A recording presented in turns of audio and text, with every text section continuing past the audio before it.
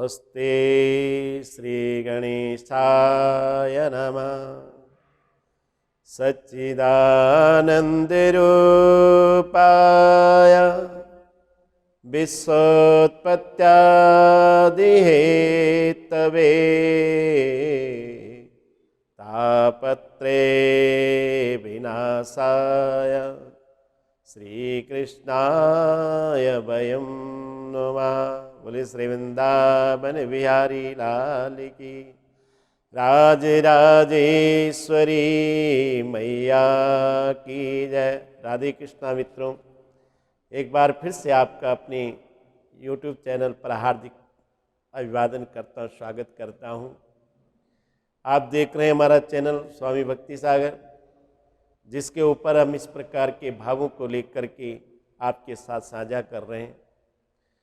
कहीं ना कहीं ये भाव हमारे जीवन को प्रेरित करते हैं।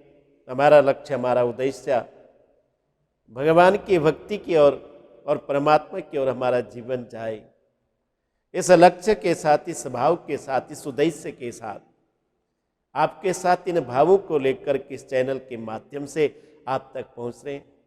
आज फिर से, क्योंकि हमने पिछला जो भाव लाया था वो भी सत्संग पर लेकर के आए थे, आज दूसरा भाव भी हम सत्संग पर लेकर के आए हैं। बड़े भाव से सुनना और साथ में सुनने के बाद इस पर चिंतन करना, मनन करना। महाराज आपको ये कैसे लगते हैं, इनसे आपको क्या प्राप्त होता है, अपने विचार को हम तक साझा जरूर करें। हम इतनी मेहनत करते, इतना प्रयास करते हैं, मेरी ये सारी टीम जो इस चैनल को चला रही है इतना प्रयास करती है। आपसे विनती करता हूँ कि इसको सुन करके, इसको श्रवण करके आप इनको जरूर अपने मित्रों तक शेयर करें, आगे पहुँचाएं। जो मेरे इस चैनल पर नए जुड़ रहे हैं उनसे प्रार्थना करता हूँ चैनल को सब्सक्राइब करें और चैनल के साथ जुड़े रहें, अन्य लोगों को भी जोड़ने का प्रयास करें। आओ मित्रों, आज का भाव शुरू करते हैं। एक बार कहते हैं नारद जी भगवान नारायण के पास जाते हैं और नारायण के पास जाकर के नारद जी प्रणाम करके कहते हैं, प्रभु आप ये बताओ कि सत्संग की जो महिमा शास्त्रों में गाई जाती है, भूमंडल पे जो महात्मा लोग गाते हैं, सत्संग की इतनी महान महिमा क्यों है और क्यों लोग सत्संग की महिमा गाते हैं। भगवान ने सोचा कि नारद जी को मैं ऐसे कैसे बता लूँ, इसलिए इन्हें कुछ प्रत्यक्ष करके दिखाऊं।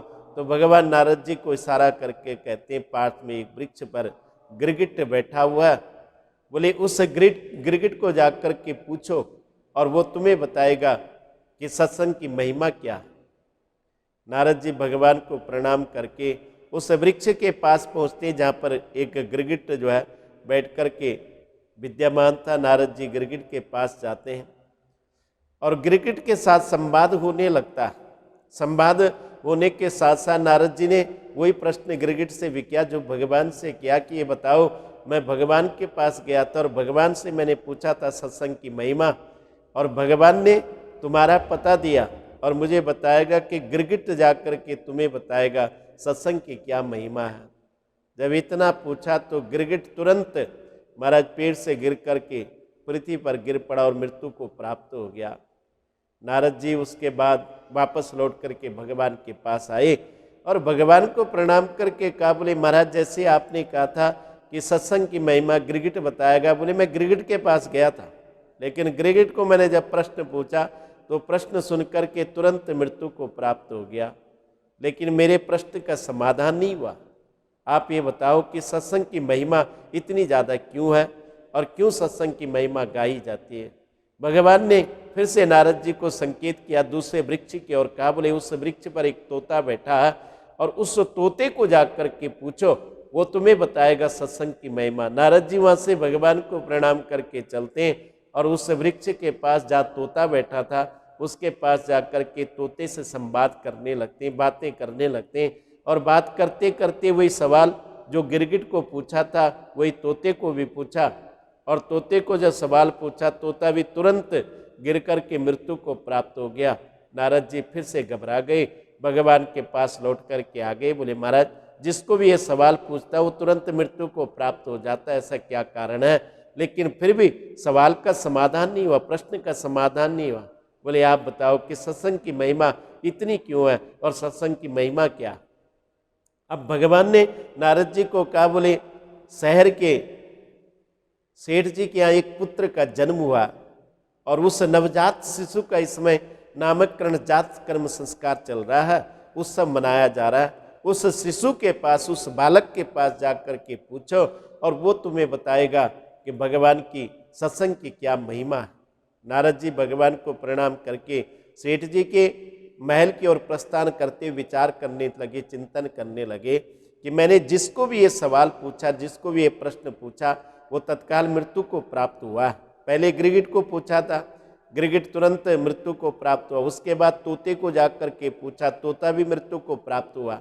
अब जाकर के मैं सेठ जी के पुत्र को जाकर के पूछता हूँ और कहीं वो भी मृत्यु को प्राप्त हो गया तत्काल, तो सेठ ना जाने मेरे साथ क्या व्यवहार करेगा।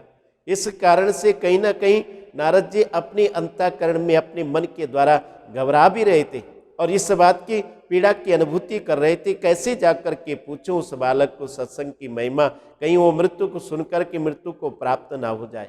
किसी भी प्रकार से अपने साहस को एकत्रित करके, अपने हृदय को मजबूत करके नारद जी सेठ जी के महल में प्रवेश करते हैं। वहाँ देखा कि सेठ जी के महल में बड़ा उत्सव चल रहा, महाराज जातकर्म संस्कार बालक का हो रहा था और एक पालने पे पालक को लिटा करके महाराज सभी उसके पास बैठ कर के आनंद का अनुभूति कर रहे थे, क्योंकि सेठ जी को जो संतान की प्राप्ति हुई ये काफ़ी वर्षों के बाद और काफ़ी समय के बाद प्राप्त हुई। इस कारण से पहला पुत्र होने के कारण, बहुत दिनों के बाद प्राप्त होने के कारण, इकलौती संतान होने के कारण सेठ जी अपने नगर में, संपूर्ण नगर में इस उत्सव को बड़ी धूमधाम से मना रहे थे। अब नारद जी विचार करने लगे, चिंतन करने लगे कि अपना सवाल इसको पूछूं या ना पूछूं। अगर पूछता हूं तो ये मृत्यु को प्राप्त हो जाएगा, तब भी कहीं ना कहीं मेरे को पीड़ा की अनुभूति होगी क्योंकि सेठ जी का पुत्र मर जाएगा। और नहीं पूछता हूं तो अंतःकरण में, मन के अंदर ये सवाल कहीं ना कहीं विद्यमान रह जाएगा। इसलिए सेठ जी के महल में जाने के बाद, उस नवजात शिशु के पास खड़े होने के बाद नारद जी ने विचार किया और सोच लिया कि चलो मैं पूछ ही लेता हूँ। अपने साहस को एकत्रित करके, बटोर करके उस बालक को पूछा कि सत्संग की महिमा जानते हो।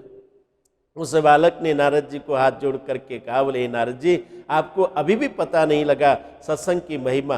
बोले आपको पता होगा कि पहले आपने सवाल गिरगिट को पूछा था। नारद जी आश्चर्यचकित हो गए कि इस बालक को इस बात का कैसे पता लगा कि मैंने गिरगिट को जाकर के सबसे पहले सवाल पूछा था। नारद जी बड़े भाव से और विस्मित दृष्टि से उसको देखने लगे। और दूसरी बात उसने कहा कि उसके बाद आपने यही सवाल उस तोते को जाकर के पूछा था जो एक डाल पर बैठा था।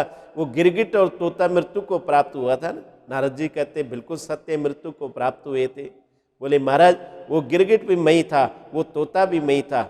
जब आपने गिरगिट की योनि में कहते मेरे साथ संवाद किया तो आपके दर्शन मात्र से, आपकी वाणी मात्र से कहते मैं उस गिरगिट योनि से मुक्त होकर के तोते की योनि जाकर के प्राप्त हुआ।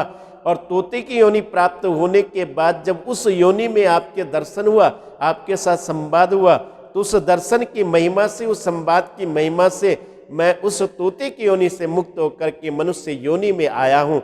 और मनुष्य योनि में भी आप देख सकते हो कि मैं इस नगर के सबसे श्रेष्ठ धनवान व्यक्ति के घर में जन्म लेकर के अवतरित हुआ हूँ। बोले ये सबसे बड़ी महिमा सत्संग की है कि मैं पशु योनि से छूट करके मनुष्य योनि में एक धनवान व्यक्ति के घर में जन्म लेकर के मनुष्य बन करके आया हूँ। महाराज अब भी अगर आपको सत्संग की महिमा के बारे में संदेह हो तो आप भगवान से जाकर के पूछ सकते हो। नारद जी के मन का जो प्रश्न था, हृदय की जो वेदना था, उसके साथ संवाद होने पर उनके मन का कहीं ना कहीं समाधान और कहीं ना कहीं प्रश्न का जवाब मिल चुका था। इसलिए आपसे प्रार्थना करता हूँ, आपसे विनती करता हूँ, ये भाव इस चैनल पर आपको किस प्रकार से लग रहे हैं, आप अपने विचारों को हम तक जरूर पहुँचाएँ।